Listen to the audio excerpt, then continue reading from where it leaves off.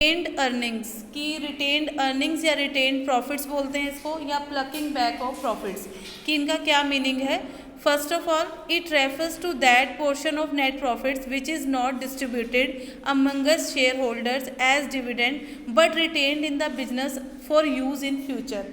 यानी ये एक ऐसा पार्ट होता है, पोर्शन किसका, प्रॉफिट का ऐसा पोर्शन होता है जिसमें बिजनेसमैन इसको लोगों को डिविडेंड के रूप में नहीं बांटता, बल्कि इसको अपने पास रिटेन्ड करके रख लेता है फॉर द फ्यूचर।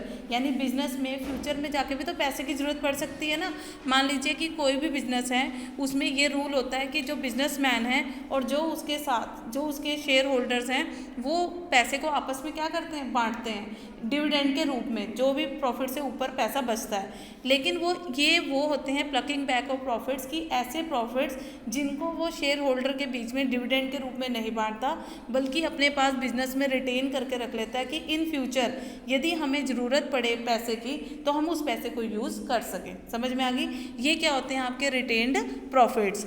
तो ये कहते हैं कि इसके क्या एडवांटेजेस हैं, क्या प्लकिंग बैक ऑफ प्रॉफिट्स के और रिटेन्ड प्रॉफिट्स के। सबसे पहले ये कौन सा है, चीपेस्ट सोर्स ऑफ फाइनेंस, सबसे सस्ता फाइनेंस का सोर्स है। अब मान लो बिजनेस के पास अपने ही प्रॉफिट हुए ना, किसी को ना बांटो, उन्होंने रिटेन करके रख लिए और कल को अगर बिजनेस में पैसे की जरूरत पड़ेगी तो इस पैसे को हम वहाँ से उठा सकते हैं। तो ये क्या है, चीपेस्ट सोर्स ऑफ फाइनेंस। फिर आता है safety from trade cycles. Trade के साइकिल्स होते हैं, कभी अप एंड डाउन, कोई भी बिजनेस है उसमें क्या चलते रहते हैं, अप एंड डाउन। कभी तो वो कौन से पीरियड में होता है, सुपीरियर है ना, जिसमें, और कभी वो डिप्रेशन पीरियड में आ जाता है, यानी कि कभी रिसेशन आ गया। तो यानी उस ट्रेड साइकिल में भी ये पैसा क्या करते हैं, काम देता है। कैसे? There are so many ups and downs in the business, the amount lying in general reserve protects the company from bad effects of those ups and down. कि बिजनेस में जो कभी घाटा होता है, कभी उसमें प्रॉफिट्स होते हैं, उसके जितने भी बैड इफेक्ट्स होते हैं उसको ये बचाता है। कौन से प्रॉफिट? Retained profits. कौन से प्रॉफिट बचाते हैं? Retained profits. फिर आता है स्टेबल डिविडेंड पॉलिसी। इसकी वजह से the company can adopt the policy of stable dividend on the strength of the general reserves. Stable dividend policy refers to the declaration of almost the same rate of dividend in all years. वो कहते हैं कि इसकी वजह से जो dividend की policy है ना वो स्टेबल रहती है, कि हर साल उनको प्रॉफिट के ऊपर जो चीज़ बचती है वो डिविडेंड के रूप में किसको बांटते हैं, अपने शेयर होल्डर्स को। तो इससे स्टेबिलिटी रहती है कि भी किसी भी ईयर ये नहीं है कि भी उनको डिविडेंड ना दिया जाए। फिर रहता है ईजी एक्सपेंशन ऑफ कंपनी। इसकी वजह से पैसा आ गया, पैसा जिस कंपनी के पास होगा तो इजीली वो अपनी कंपनी को क्या कर सकते हैं, एक्सपैंड कर सकते हैं। मान लो कोई नई चीज़ खरीदनी है बिजनेस में, कंपनी में कोई नई चीज़ खरीदनी है, तो आप किसका यूज़ कर सकते हैं, रिटेन्ड प्रॉफिट्स का।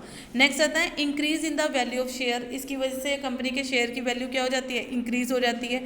और increase in capital formation. Total इसमें भी आपको 6 पॉइंट दिए हैं, एनी 4 आपने लर्न करने हैं। क्लियर हुआ कि रिटेन प्रॉफिट्स क्या होते हैं, कि ये एक ऐसे जिसको आप रिटेन करके रख लेते हो फॉर द फ्यूचर। किस चीज़ के लिए? फ्यूचर के लिए। अब हर चीज़ की कुछ ना कुछ लिमिटेशंस तो होती हैं, तो इसकी लिमिटेशंस क्या हैं? Limitations of plucking back of profits या रिटेन प्रॉफिट्स की क्या लिमिटेशंस है? First is danger of monopoly. किस चीज़ का डेंजर बन जाता है? मोनोपली का। मोनोपली समझते हो क्या होती है? इकोनॉमिक्स में पढ़ा है मोनोपली वाला चैप्टर, मार्केट वाला चैप्टर हो चुका है ना। तो उसमें मोनोपली का मीनिंग होता है जब मार्केट में एक ही की क्या हो जाता है, होल्ड हो जाता है। मान लो मार्केट में उसका कोई भी क्लोज सब्स्टिट्यूट ना हो तो उसको हम क्या बोलते हैं, मोनोपली। तो इससे डेंजर किस चीज़ का आ जाता है, मोनोपली का। तो इसमें गिवन है a company's financial position gets strengthen when it is accumulates the large amount of undistributed profits in the form of general reserve. Such companies develop quickly and after some time assume the form of monopoly. Consequently the evils of monopoly manifest themselves. The greatest disadvantage, जो इसकी सबसे बड़ी disadvantage है वो यही है कि ये डेंजर होता है इसमें किस चीज़ का, मोनोपोली का। सेकंड आता है डेंजर ऑफ ओवर कैपिटलाइजेशन या possibility of loss to share holder. इसकी वजह से हो सकता है कि आपके जो शेयर होल्डर्स हैं उसको भी क्या हो जाए, लॉस हो जाए। तो इसकी 3 लिमिटेशंस हैं और आपकी 4 इसकी एडवांटेज लर्न कर लेंगे। ये क्या थे, रिटेन प्रॉफिट्स। इसमें अलग अलग टॉपिक आ रहे हैं। पहले हमने डिबेंचर पढ़ा, प्रेफरेंस शेयर्स पढ़ा, इक्विटी शेयर्स पढ़ा, अब हम क्या पढ़ रहे थे, रिटेन प्रॉफिट्स। नेक्स्ट पॉइंट आता है स्पेशल फाइनेंशियल इंस्टीट्यूशन। ये ऐसे इंस्टीट्यूशन होते हैं जो फाइनेंस प्रोवाइड कराते हैं। बहुत सारे इनके सिर्फ नाम लर्न कर लो, companies raise large quantity of finance by issuing share and debenture, but due to the cost of projects they have to depend upon their long term and medium term and post independence period. अब इसमें देखते हो आप, कोई भी business है अपने size के अकॉर्डिंग किसका यूज़ करता है, पैसे का। अगर तो बिजनेस लार्ज है यानी कि बड़ा बिजनेस है तो उसको कितना पैसा चाहिए, लार्ज। मीडियम है तो उसको मीडियम।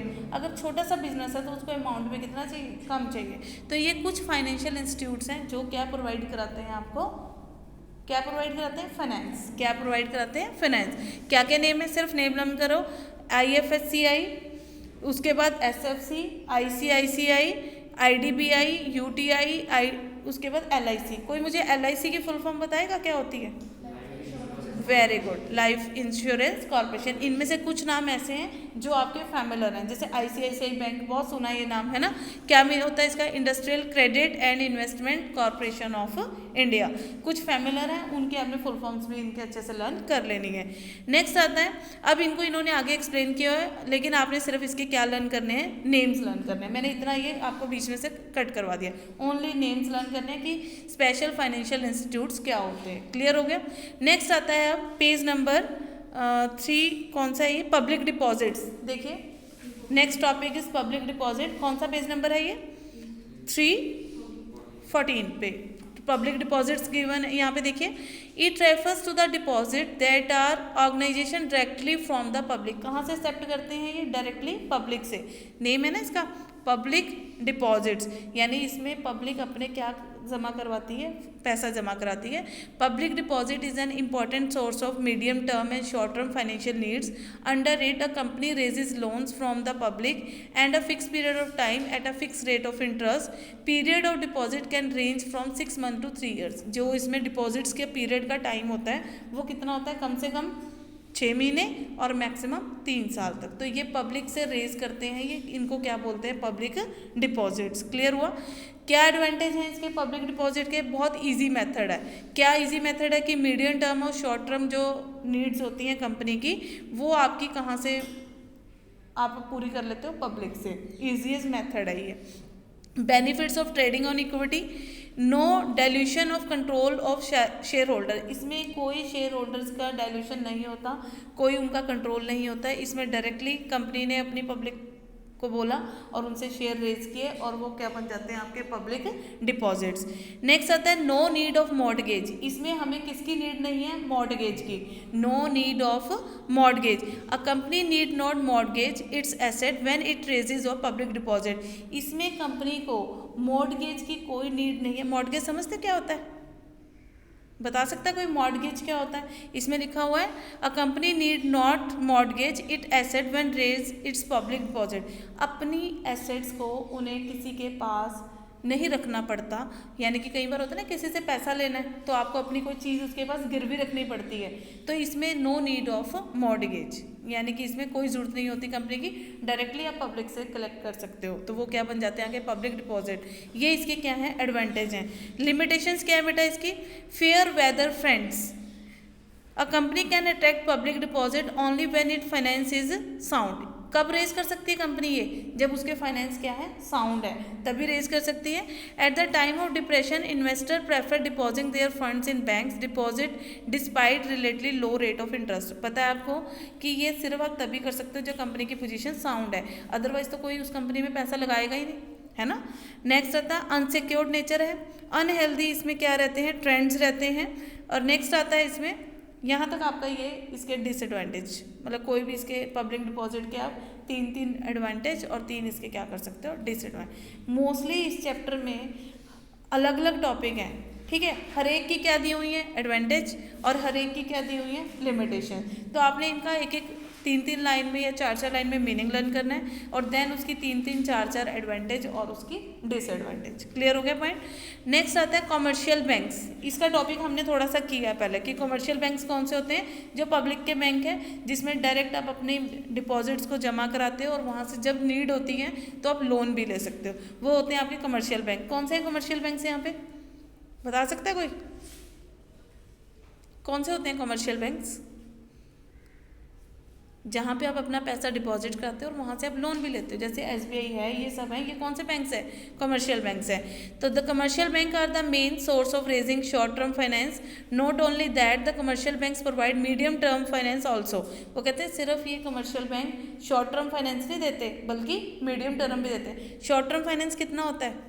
1 साल या उससे कम, और मीडियम टर्म 5 ईयर्स तक, और 10 ईयर्स या ज़्यादा होता है तो वो आपका क्या हो जाता है? Long period. नेक्स्ट आते हैं 2 टाइप्स, एक होता है ओवरड्राफ्ट और एक होता है आपका कैश क्रेडिट। फिर है शॉर्ट टर्म लोन्स और डिस्काउंटिंग ऑफ BR। ये 4 पॉइंट होते हैं जो आपके कौन प्रोवाइड करता है? Commercial banks. Customers who have current account with the bank are allowed to withdraw the more money than lying in their account. जब आपके पास मान लो अकाउंट में 1 लाख रुपए पड़े हैं और कंपनी आपको कहती है कि भी तुम ज़्यादा पैसा उठा लो हमारे यहाँ से, सॉरी बैंक कहता है कि भी आप यहाँ से ज़्यादा पैसा ले लो, तो वो जो डिफरेंस का अमाउंट होता है उसको आप क्या बोलते हैं? ओवरड्राफ्ट। क्या बोलते हैं उसको? ओवरड्राफ्ट। फिर कैश क्रेडिट, ये तो है ही है। फिर शॉर्ट टर्म लोन्स भी देते हैं। शॉर्ट टर्म लोन्स क्या होता है? थोड़े टाइम के लिए लोन लोग ले लेते हैं, वो चीज़। और discounting the BR। Clear. Next आता है जो नेक्स्ट पॉइंट इसमें, ट्रेड क्रेडिट। क्या आता है नेक्स्ट? Trade credit. क्या होता है trade credit? It refers to that credit facility which is extended by one businessman to another by the purchase of goods and services. यही है कि ट्रेड क्रेडिट का मीनिंग ये है कि ये ऐसी क्रेडिट फैसिलिटी है जो कि which is extended by the one businessman to the another by for purchase of goods and services. यानी एक बिजनेसमैन दूसरे बिजनेसमैन को एक्सटेंड कर देता है किसी भी चीज़ को परचेज करने के लिए। किसको? गुड्स भी हो सकती हैं और सर्विसेज को। तो वो आपका कौन सा क्रेडिट होता है? Trade credit. की उन्होंने व्यापार करना है, उसके लिए जो उधार वगैरह दिया जाता है, एक्सटेंडेड किया जाता है from one businessman to the another, is called trade credit. Clear हो गया? ये सब देखो तुम देख रहे होंगे कि एक एक मेन पॉइंट है और उसके साथ उसका क्या मीनिंग दिया हुआ है। नेक्स्ट आता है इंटर कॉर्पोरेट डिपॉजिट्स। ये होते हैं ICDs। क्या होते हैं ये? ICD। Inter corporate deposit are unsecured short term deposit one company with the another company, जो कि एक कंपनी का दूसरे कंपनी के साथ होता है। ये ICD ना टाइप्स होते हैं। ICD कितने प्रकार के होते हैं? पहला दिया हुआ 3 मंथ डिपॉजिट्स, यानी कितने महीने के लिए होगा? 3। सेकंड होता है कितने के लिए? 6 मंथ डिपॉजिट। और फिर कौन सा होता है? कॉल डिपॉजिट्स, यानी सबके ऊपर इंटरेस्ट रेट भी डिफरेंट है और इसमें आपको टाइप्स भी दिए हुए हैं। अगर क्वेश्चन आ जाए types of ICD, 3 months, 6 months and the third one is call deposits. Clear हो गया? क्या फीचर्स होते हैं ICD के? बहुत अच्छे फीचर्स हैं इसके, तो सिंपल हैं। और these are short term deposit. ये कौन सी होती हैं? Short term deposit. These are unsecured deposits. These transaction take place between 2 companies. ये कितनी कंपनीज के बीच में चलते हैं? 2 कंपनीज के बीच में। और these deposits have no organized market और these are the generally completed through brokers। any 5 और 6 आप इसके फीचर्स लर्न कर लेंगे ICD के। क्लियर हो गया?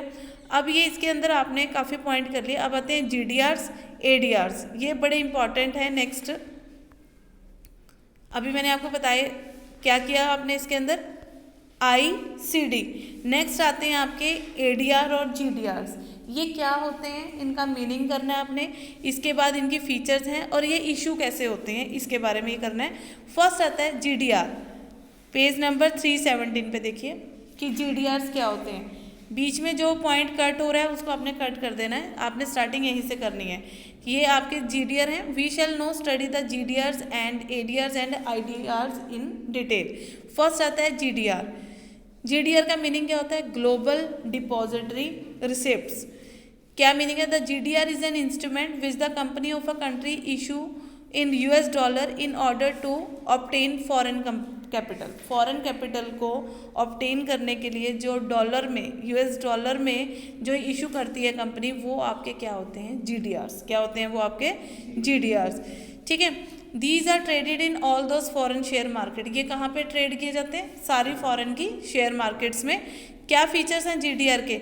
GDR can be listed on any American and European stock exchange. कहाँ पे लिस्टेड होते हैं ये? अमेरिकन और यूरोपियन। देखना कुछ चीज़ें ऐसी इशू होती हैं जो इंडिया की स्टॉक एक्सचेंज में होती हैं, और ये कहाँ पे होते हैं? GDR और ADR, मतलब फॉरेन के साथ। किसके साथ? फॉरेन कैपिटल को रेज करने के लिए। हमें फॉरेन कैपिटल भी चाहिए, उसको रेज करने के लिए हम किसको इशू करते हैं? GDRs and ADRs।